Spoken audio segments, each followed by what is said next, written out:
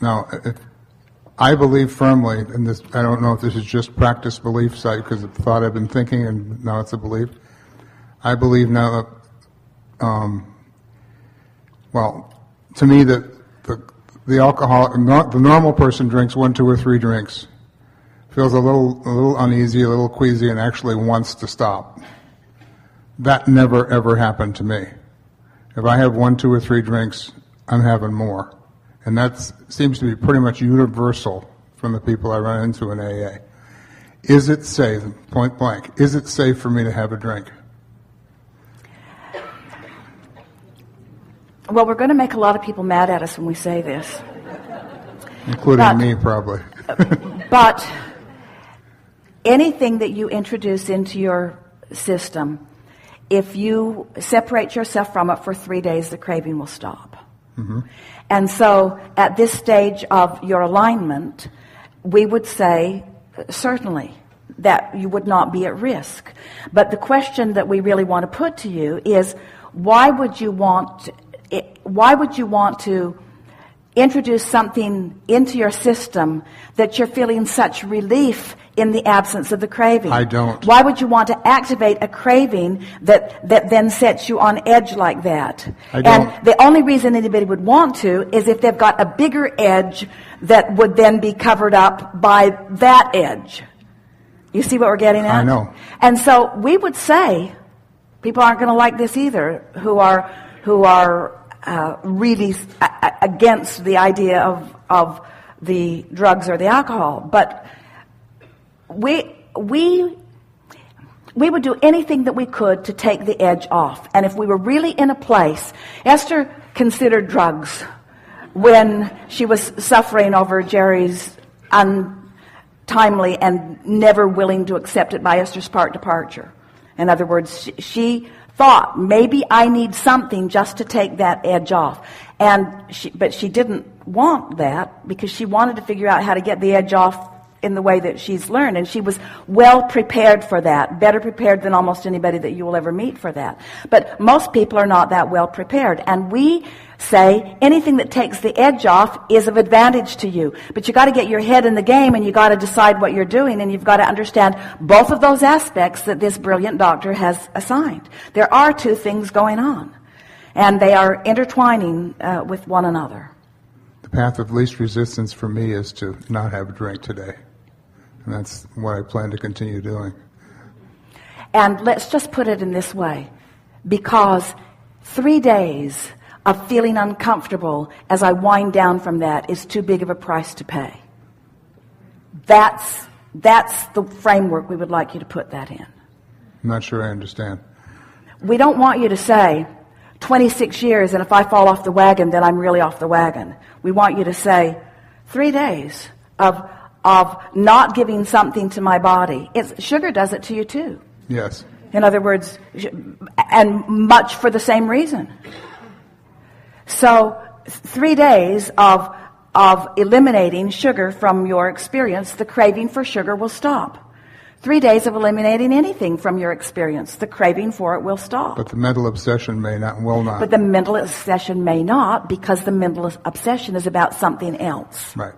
Yeah. And I can remember that I felt better after 3 days, but now it's okay to drink because I can just go off it for 3 days because again. You were practicing the thing that said, I'm a better dancer under the influence, and the girls like me better under the influence, and I'm more handsome under the influence. In other words, you were soothing, trying to fill the void, another kind of void. Mm-hmm. This is a good discussion. Are you getting it? Yeah. Something more? Yes, but I don't remember what it was right now. Talk to me a little bit more about that. So the cellular bondage, what I heard this morning was different for me was that it has the mind can control the cellular bondage, or the mind is the cellular bondage. What is the deal with that? Your mind has influence over everything about your physical apparatus. And when you take the time to get on that high-flying disc in that pure vibration, and you experience the positive feeling emotions which indicate the absence of resistance, your body thrives. Your cell, the communication between source and cells is wide open. That's really the best way of saying that. If you are on the ornery disc or on the angry disc, not feeling so good, the most significant part of this conversation is that you are now hindering the communication between your cells and what source knows. So even though source knows what's best for you, knows what your cells are asking for, knows you're a veritable chemical factory. And your body is changing constantly in order to adjust to the needs and the requirements that the body is asking for. And so when that communication is wide open, then you're just going and flowing. In other words, whatever you're needing is coming, and you're part of the process because you're receiving the inspiration and you're enhancing it. But when you're out on that raw and ragged edge, so that you're not in communication, haven't you noticed that the ornerier you are, the more you do all of the things that you said you weren't going to do? It's almost like you self-sabotage yourself. And it's not that you are self-sabotaging yourself, but it's at vibrational levels you understand what's good for you and what isn't. And when you're on the vibrational disc where you're not being good to yourself, then the impulses that come to you aren't good for you either. You see? And we would put alcohol in that category, because think about what it is. What is it about that you think your body would really be wanting? Other than the mind altering of it. In other words, what possible cellular advantage is there in that stuff? A little bit of it will lower blood pressure, but a lot of it will raise it.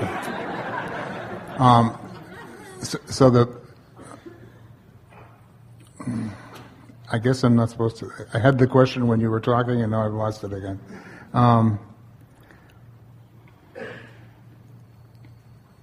Don't know. Next trip. Well, we think what happened is, and we really like a demonstration like that, is that when there's a question that's percolating in you because of some belief system or perspective that you hold. I've got it.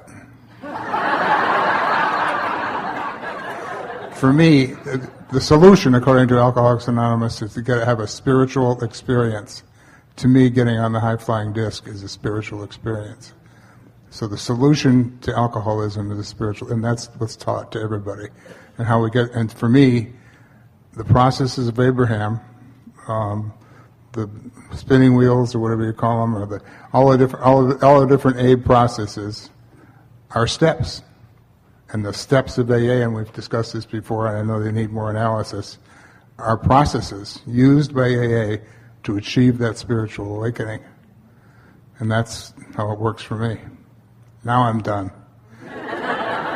And we'll add something to that really briefly, and that is that achieving that alignment and sustaining that alignment, and therefore allowing that communication between source and cells, is not just what you want to overcome something. Right. It's the way you want to live all the time. In other words, and so we want to put up there all of those things that we talked about before: clarity and love and appreciation and high-flying, good feeling, light-hearted. In other words, that really is the way you intended to live as you came into this physical experience. Not one of you said, I'll go forth and I'll dig myself into a deep, deep hole and then I'll climb out and they'll clap. Not one of you said that. You said, I'll go forth and I'll figure out what I want and I'll hold myself in reasonable alignment while I figure it out. And so we are appreciating this conversation. Thank you. Yes, indeed.